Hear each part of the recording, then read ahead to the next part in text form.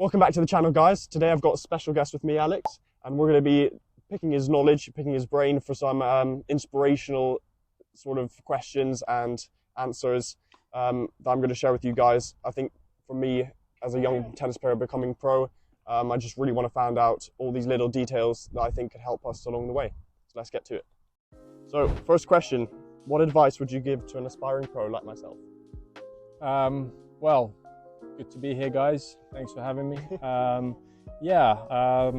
guess make sure that you put in a lot of hours on court. Make sure you're training specific things. Don't just go out there hitting, down the middle. I think always work on your game. Make your training specific about certain aspects of your game you want to improve. Make sure you have some role models that you look up to. Ask questions. Get someone to look at your game, get some pointers for things to work on, and play as many matches as possible, because I think a lot of players train a lot, they train hard, but then they forget that actually tennis is a game that you need to win a point against your opponent. So I think a lot of points, a lot of point related drills I think are important. Yeah, for sure. Cool. Number two, if you could relive your career, what would you do differently? Well, since I got injured a lot, had 2 knee surgeries, and probably every injury in the game that I had throughout my career, I think I wish I focused a lot more on A, warm-ups, B, stretching, after the sessions. I used to think, I'm doing some flexibility, but it's enough. But, the tighter I got, the more injuries came in. And then, once you get one injury, you start to feel like you can still keep playing, and then you get another injury because you haven't been training enough. So I think doing fitness, doing a lot of injury prevention work, starting straight away, and a lot of flexibility work, because you see all the top guys like Djokovic, all those guys, they're very flexible and they're very fit out there. So I think it's a big thing for players to focus on, for sure. Number 3, are there any tips and tricks you learned along the road about living the tennis lifestyle? Well, I think when you start playing tournaments, I think first thing I kind of learned is, the main thing is you have to be social. You have to speak to players.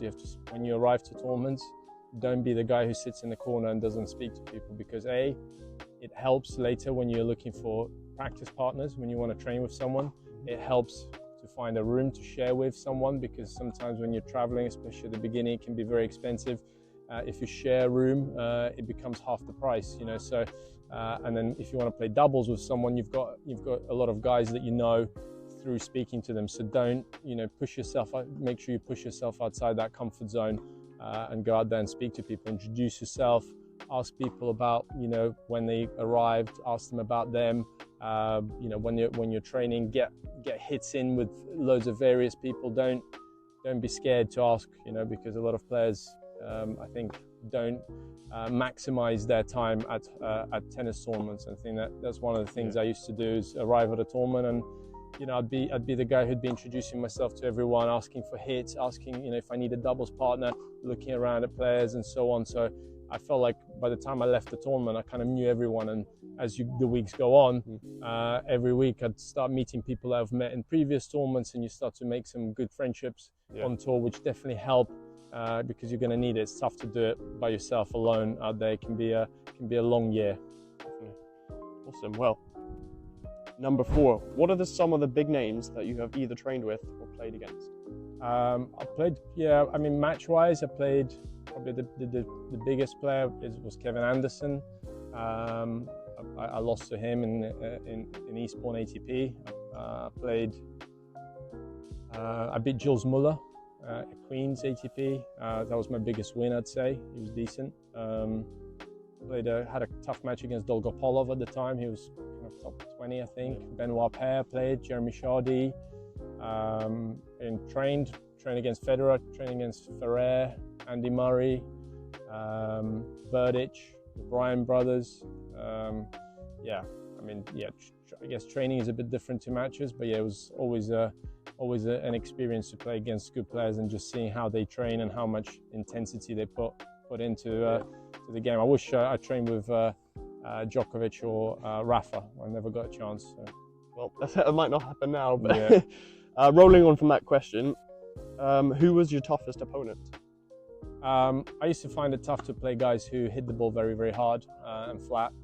So I used to struggle against players like Tatsuma Ito. He was a Japanese player. Andreas Beck, he was another one. Manarino, still on tour. He's still playing. I had a few 3-setters against him and never beat him.